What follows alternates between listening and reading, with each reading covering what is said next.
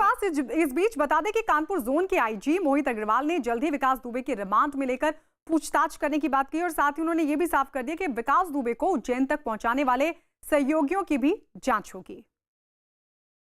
Police के लिए सरदर्द बना था विकास दुबे, उज्जैन में उसको गिरफ्तार कर लिया गया है। अब और जो उसके साथी फरार हैं, किस तरीके से खोजबीन की जा रही है, कितनी टीमें लगी हुई हैं। बताया जा रहा है इटावा में भी 3 अपराधी स्कॉर्पियो लेकर फरार हुए हैं, उनकी किस तरह से पकड़ने की कोशिश की जा रही है। देखिए, इटावा में जो अपराधी फरार हुए हैं उनके लिए हमारी टीमें लगी हुई हैं।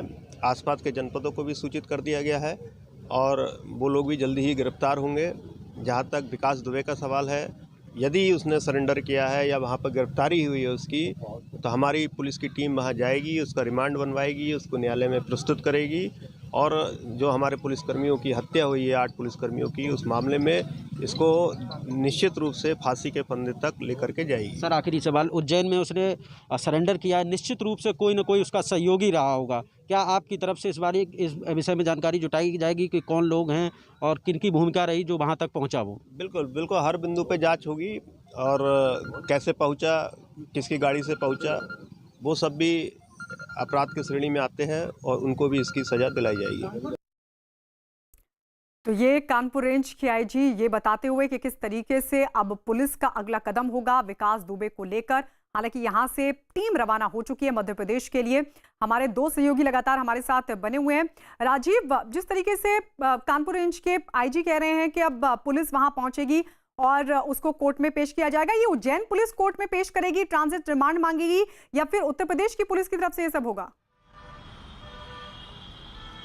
देखिए, क्योंकि उज्जैन पुलिस ने गिरफ्तार किया है तो उज्जैन पुलिस, जब कोई पुलिस गिरफ्तार करती है तो गिरफ्तारी की 24 घंटे के भीतर कोर्ट में पेश किया जाना होता है। तो ऐसे में सबसे पहले उज्जैन पुलिस द्वारा कोर्ट में पेश किया जाएगा और फिर यूपी पुलिस और एसटीएफ द्वारा उस कोर्ट से इस अपराधी को, इस आरोपी को ट्रांजिट रिमांड पे मांगा जाएगा। तो ट्रांजिट रिमांड पे यूपी पुलिस और एसटीएफ मांगेगी, उससे पहले एमपी पुलिस उसे कोर्ट में पेश करेगी। ये एक विधिक प्रक्रिया है। उसी के तहत जब ट्रांजिट रिमांड मिल जाएगी तो फिर यूपी पुलिस और एसटीएफ उससे पूछताछ करेगी। अगर यूपी पुलिस और एसटीएफ पहले पहुंच जाती है कोर्ट में पेश किए जाने से पहले, तो कुछ देर पहले भी, क्योंकि अभी आज सुबह उसकी गिरफ्तारी हुई है, 24 घंटे का वक्त है, तो काफी समय है, तो एसटीएफ और यूपी पुलिस टीम कोर्ट में पेश किए जाने से पहले भी विकास दुबे से बातचीत कर सकती है, पूछताछ कर सकती है और उन असलहों के बारे में जानकारी ले सकती है जो AK-47 और इंसास होने की बात कही जा रही है। हालांकि वो हार्डकोर क्रिमिनल है, इतनी आसानी से इन चीजों को नहीं बताएगा, लेकिन फिर भी ये कोशिश की जाएगी और अन्यथा जब वो कोर्ट में पेश कर दिया जाएगा, ट्रांजिट रिमांड पर लिया जाएगा, उसके बाद इन तमाम सवालों का जवाब उससे मांगा जाएगा, उससे पूछा जाएगा, क्योंकि उसी के आधार पर जो अन्य आरोपी हैं उनकी गिरफ्तारी होनी है, उसी के आधार पर असलहों की बरामदगी होनी है, जिन असलहों के जरिए उस दिन पुलिस टीम पर हमला किया गया। तो तमाम ऐसी चीज हैं। बिल्कुल, और ये भी पता लगाया जाना बाकी है कि आखिर वो असले इन सबके पास आए तो आए कहां से। ये तमाम ऐसे सवाल हैं, जब विकास दुबे से पूछताछ होगी उसके बाद जानकारी निकलकर सामने आएगी। यानी अमित, जैसा कि राजीव बता रहे हैं कि अगर police team, Uttar Pradesh police team वहां पर पहुंच जाती है वक्त रहते, तो फिर पहले भी कोर्ट में पेश करने से पहले भी पूछताछ हो सकती है।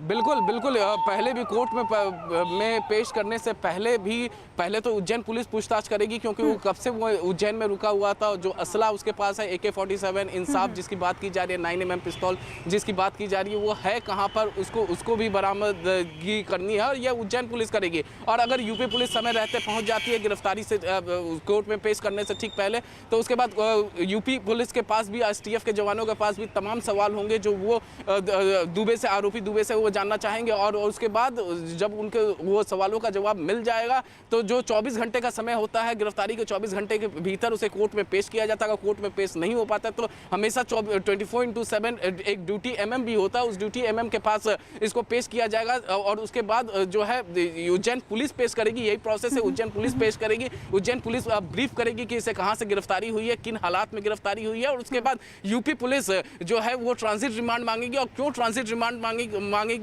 इसका जो पूरी जो केस की हिस्ट्री है, जो ब्रीफ है, वो कोर्ट को बताएगी और बताएगी कि कितने दिनों से इसकी तलाश कर रही है। जो इसमें सबसे अहम सवाल है गायत्री, पिछले 5 से 7 दिनों से पुलिस जो है लगातार तलाश रही थी। सबसे पहले यूपी पुलिस तलाशना शुरू की उसको पकड़ने के लिए विकास दुबे को, लेकिन विकास दुबे मिल नहीं रहा था और पुलिस जहां भी रेड करती थी उसके ठीक 1 घंटा पहले वो वहां से निकल जा रहा था। तो आखिर वो कौन लोग थे, सिस्टम के अंदर बैठे हुए कौन लोग थे जो उसकी सहायता कर रहे थे, जिस तरीके से सवाल उठ रहा था, जिस तरीके से सातिराना अंदाज से हर जगह से विकास दुबे फरार हो जाता था, सातिराना अंदाज से उज्जैन पहुंच जाता है फरीदाबाद से और फिर वहां पर मंदिर में बहुत महत्वपूर्ण बात अमित ने कही कि अब विकास दुबे की गिरफ्तारी और उसके बाद पूछताछ से राजीव ये भी साफ होगा कि इसका नेटवर्क कितना मजबूत था, क्योंकि कुछ लोगों पर तो गाज गिरी है, लेकिन क्या ऊपर तक भी कई लोग इसके साथ इन्वॉल्व थे, इसकी मदद कर रहे थे, ये तमाम चीजें भी निकलकर सामने आएंगी।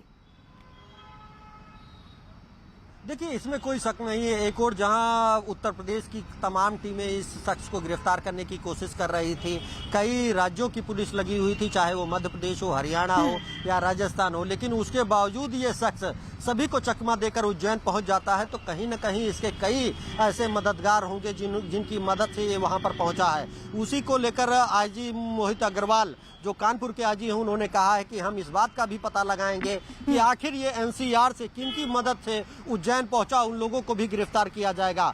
इसी के आरोप में जिस तरह से फाइनेंसर जय वाजपेयी की गिरफ्तारी हुई, जो इसके अकाउंट में पैसा ट्रांसफर करता था, इसको फंडिंग करता था और इसके जो 2 नंबर की कमाई थी उसको 1 नंबर में करता था, इसके सिर्फ कानपुर या उत्तर प्रदेश में ही नहीं बल्कि देश के बाहर भी इसने कई जगह पर निवेश कर रखा था। इन तमाम सवालों का जवाब मांगेगी जब उसे ट्रांजिट रिमांड मिल जाएगी, क्योंकि एक विधिक प्रक्रिया है। अमूमन जब मध्य प्रदेश की पुलिस, उज्जैन पुलिस उसे कोर्ट में पेश करेगी तो यूपी पुलिस कोर्ट के सामने सबसे पहले विकास दुबे का जो आपराधिक रिकॉर्ड है, जो हिस्ट्री शीट है, वो रखेगी और फिर कोर्ट के समक्ष ठीक है राजीव, आ रहे हैं आपके पास। इस बीच अपने दर्शकों को दिखाते हैं कि उज्जैन से विकास दुबे की गिरफ्तारी के बाद मध्य प्रदेश के गृह मंत्री नरोत्तम मिश्रा ने क्या कुछ कहा।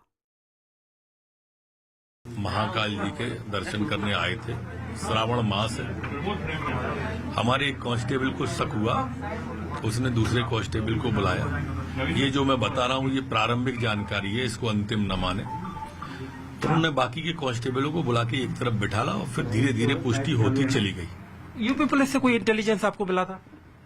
इस संबंध में अभी तक जानकारी नहीं आई है, लेकिन वो वर्तमान में गिरफ्तार हो गया है और हमारी कस्टडी में उत्तर प्रदेश पुलिस को बुलाया गया है। सूचना हो गई है, वो जल्दी पहुंचेगी। सर, AK-47 विकास दुबे के पास थी, क्या उसके साथ बरामद हुई? अभी मंदिर के अंदर नहीं बरामद हुई है। पूछताछ में वो कहाँ रुका है, वहाँ क्या सामान रखा है, वो जानकारी मिलेगी। उसके 2 साथी बिट्टू और सुरेश वो भी गिरफ्तार हुए। टोटल 3 लोग गिरफ्तार किए गए अभी। तो ये मध्य प्रदेश के गृह मंत्री नरोत्तम मिश्रा ये जानकारी देते हुए कि उत्तर प्रदेश पुलिस को इस बात की जानकारी दे दी गई है, विकास दुबे की गिरफ्तारी हुई है और साथ ही उन्होंने